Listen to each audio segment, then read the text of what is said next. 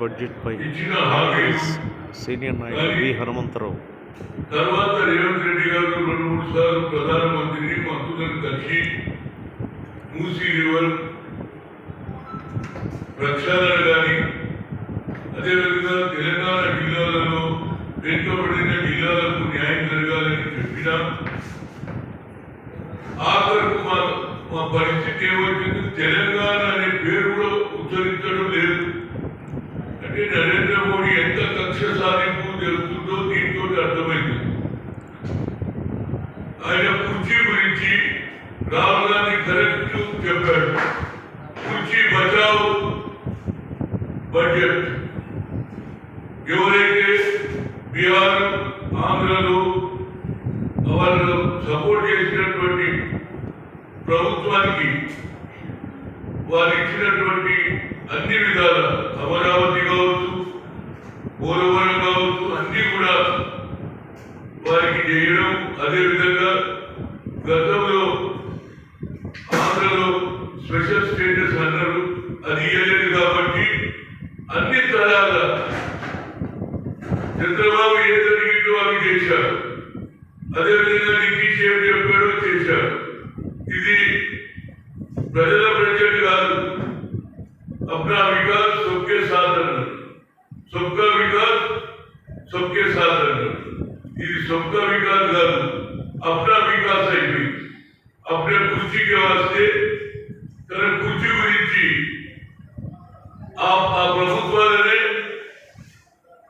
ప్రభుత్వానికి ఎక్కువ నిధులు ఇవ్వడం జరిగింది. దీని మీద తప్పనిసరిగా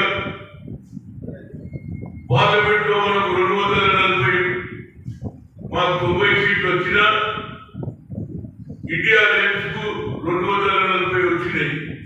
కనుక వారు తప్పనిసరిగా పార్లమెంట్ లో నిలదీయాలని, అదే విధంగా అన్ని రాష్ట్రాలకు సౌత్ లో ముఖ్యంగా అన్యాయం జరిగింది కాబట్టి, కేవలం ఆంధ్రకే లాభం జరిగింది కాబట్టి దీని మీద పార్లమెంట్ లో రాహుల్ గాంధీ నిలదీయాలని కోరుతున్నా.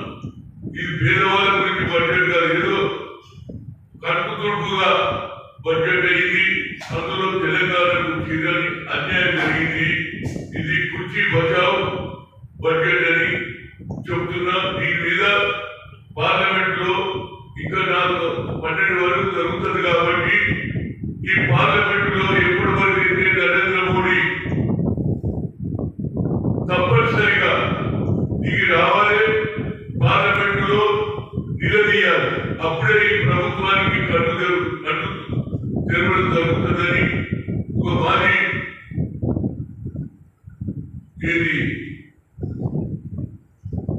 పార్లమెంట్ మెంబర్స్ గా ఓబీసీ ఎంపీస్ కన్వీనర్ గా కోరుతున్నాం. దీన్ని తప్పనిసరిగా పార్లమెంట్ లో నిలదీయాలి.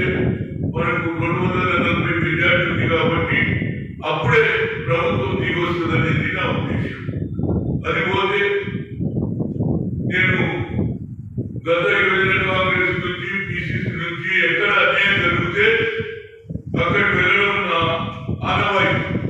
అది ఆదిపూర్లో కానీ, ఖమ్మంలో రైతుల ఏదైతే సంఖ్యలు చేసినప్పుడు కానీ, అదేవిధంగా సిరిసిల్లలో ఎస్సీలకు అట్రాసిటీ మీద కానీ ఈ విధంగా పోతున్న నిన్న రామాపురం,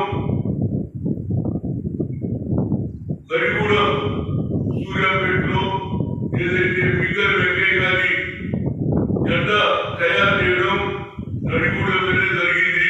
పక్క కేసు రామాపురం అనే విలేజ్ ఉన్నది. అక్కడ ఎంకల్ వాళ్ళు వాళ్ళ తాత ముత్తాతల నుంచి వచ్చినటువంటి భూమి 2 ఎకరాల 2.5 ఎకరాలు ఉంటే ఆమె ఆయన మామ ఇచ్చినటువంటి పేరు మీద ఉన్నది. 2003 వరకు ఆమె మామ పేరు ఉన్నది, మేడం సత్తయ్య. కొడుకు పేరేమో మేడం చిల్కయ్య.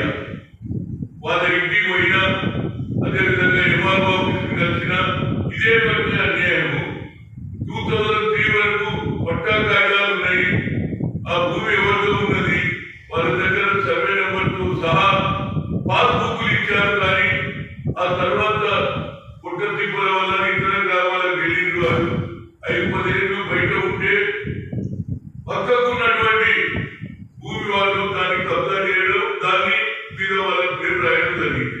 దాని మీద నేను చెప్పాను, ఇది న్యాయమైన కేసు, తప్పనిసరిగా వీరికి ఇప్పించే వరకు నేను ఊరుకోవాలంటే లేదు సార్, మాకు ఆ కాగితం దొరికింది, తప్పనిసరిగా మేము కలెక్టర్కు రాసి పంపిస్తాం, వాళ్ళని ప్రాసెస్ చేస్తామని చెప్పడం జరిగింది. అదేవిధంగా ఇవాళ మొయినాబాద్ దగ్గర, రంగారెడ్డి జిల్లా మొయినాబాద్ దగ్గర చిలుకూరి బాలాజీ దగ్గరలో ఆ చిలుకూరి బాలాజీ దేవస్థానం కంటే ఒక ఆఫర్ల దూరంలో ఒక మస్జిద్ ఉండే 400 సంవత్సరాల కింద మస్జిద్ను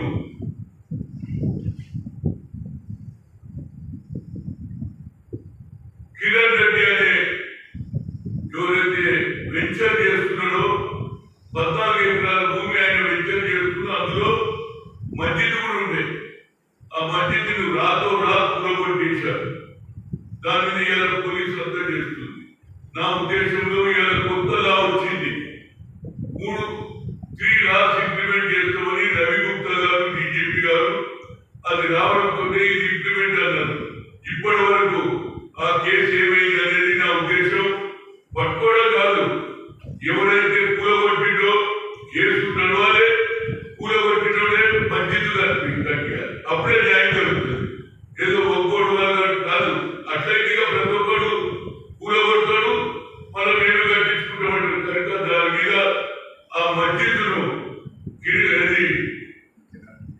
రెడ్డి గారే ఎవరైతే వెంచర్ చేస్తుండో కూలగొట్టినాడు, ఆ మస్జిద్ను మంచి కట్టియాలి, అప్పటి వరకు కూరుకునేది లేదు. అదేవిధంగా లా ప్రకారంగా ఏదైతే గతంలో ఉన్నటువంటి డీజీపీ ఏమన్నాడు, మేము 3 లాలను ఇంప్లిమెంట్ చేస్తాడు. నేను అడిగిన విజయ్ కుమార్ అని అడిషనల్ డిస్ట్రిక్ట్ తో మాట్లాడిన, ఇదే న్యాయం అండి, మీరు లానే మీరు ఇంప్లిమెంట్ చేస్తా అంటున్నారు, మరి ఇంకోటి చేస్తారు. అదే ఒకటి.